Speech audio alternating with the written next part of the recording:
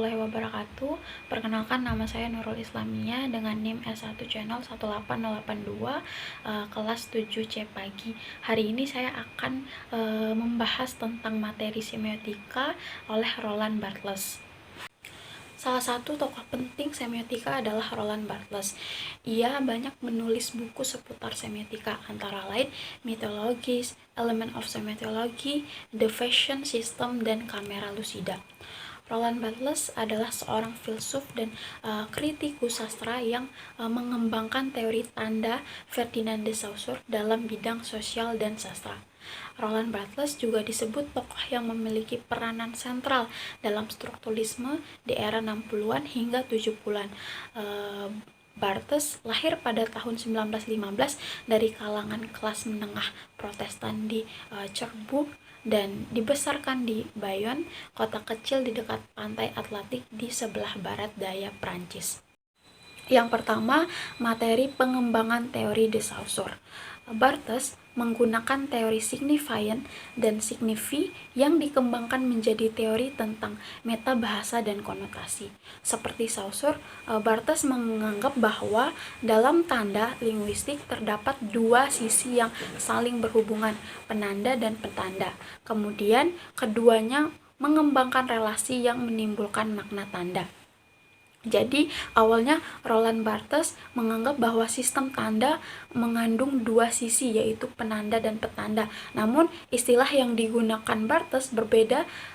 Signifiant atau petanda disebut oleh Barthes dengan istilah expression atau ekspresi yang dilambangkan dengan huruf E. Kemudian, signifi atau petanda disebut continue atau isi yang dilambangkan dengan huruf C. Kemudian, hubungan antara ekspresi dan isi disebut dengan relation atau relasi yang dilambangkan dengan huruf R.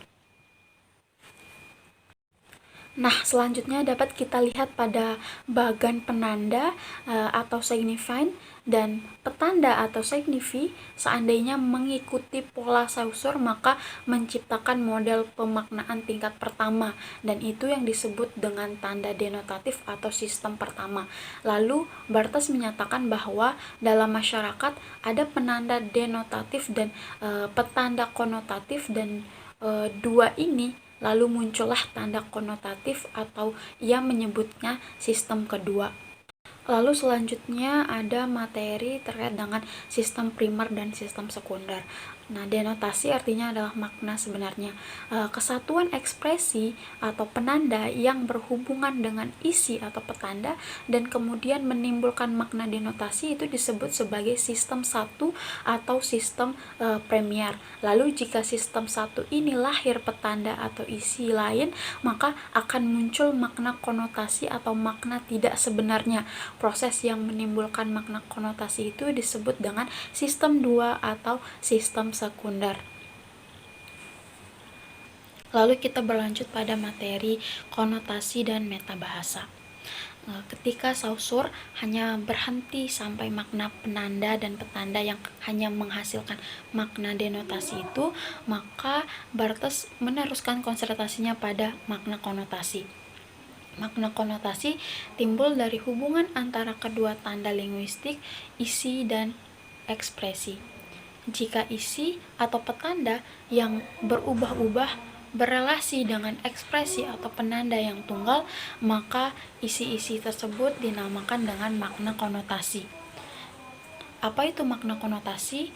Makna konotasi adalah sebuah kata yang mengandung makna kias atau bukan kata sebenarnya. Nah, di sisi sebaliknya, jika isi atau petanda yang tetap atau tunggal terhubung dengan ekspresi atau penanda yang berubah-ubah, maka ekspresi itu dinamakan dengan metabahasa atau sinonim. Metabahasa atau sinonim itu apa sih?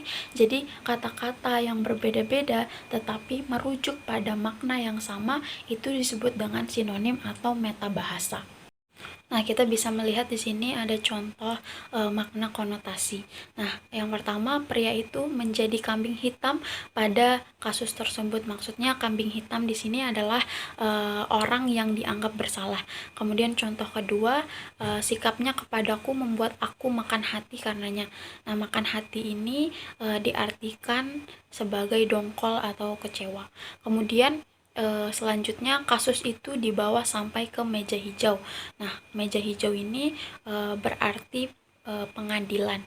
Kemudian yang terakhir, para buruh merasa bahwa perusahaan tempat mereka bekerja menjadikan mereka sebagai sapi perah. Nah, sapi perah ini diartikan sebagai orang yang dimanfaatkan oleh orang lain demi sebuah keuntungan. Nah, dan masih banyak contoh lain yang bisa kita lihat seperti kaki tangan, kemudian seperti keras kepala, kepala batu, dan lain sebagainya. Itu merupakan contoh dari makna konotasi. Selanjutnya kita bisa melihat contoh dari meta bahasa atau sinonim ya. Yang pertama ada bertemu, sama dengan makna berjumpa. Jadi contohnya, kemarin malam aku bertemu dengan Ani di pasar. Kemudian kemarin aku berjumpa dengan Ani di pasar. Itu merupakan makna yang sama atau makna sinonim antara bertemu dan berjumpa. Kemudian contoh selanjutnya adalah hewan dan binatang. Hewan sama dengan binatang. Jadi contohnya, ikan paus merupakan hewan mamalia. Kemudian yang kedua, ikan paus merupakan binatang mamalia. Jadi hewan dan binatang itu memiliki makna yang sama atau yang disebut dengan sinonim atau meta bahasa. Kemudian kita beralih ke materi selanjutnya, yaitu mitos dan ideologi. Jadi Barthes meyakini bahwa bila suatu tanda itu tetap, itu akan menjadi mitos. Nah, sebagai produk budaya, makna konotasi itu akan diuji oleh waktu. Apakah tetap dipakai atau hilang? Jika makna konotasi ini mampu bertahan dari kepunahan dan artinya terus-menerus dipakai oleh masyarakat penggunanya, makna konotasi ini menjadi makna yang seakan-akan menggantikan makna denotasinya. Maka makna yang seperti ini disebut Barthes sebagai mitos. Kemudian ada yang disebut dengan ideologi. Nah, ideologi itu bila mitos menjadi mantap, itu akan menjadi ideologi. Kemudian jika mitos itu terus bertahan hingga mencapai sebuah keyakinan, ia berubah menjadi ideologi. Dapat kita lihat ada contoh dari mitos, yaitu pohon beringin yang rindang dan lebat menimbulkan konotasi keramat karena dianggap sebagai hunian para makhluk halus. Konotasi keramat ini kemudian berkembang menjadi asumsi umum yang melekat pada simbol pohon beringin, sehingga pohon beringin yang keramat bukan lagi menjadi sebuah konotasi, tetapi berubah menjadi denotasi yang pemakaiannya pemaknaan tingkat kedua. Pada tahap ini, pohon beringin yang keramat akhirnya dianggap sebagai sebuah mitos. Nah, itu dia contoh dari mitos.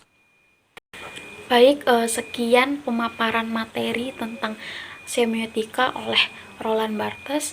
Mohon maaf apabila ada kekurangan. Terima kasih karena telah menyimak video ini. Wassalamualaikum warahmatullahi wabarakatuh.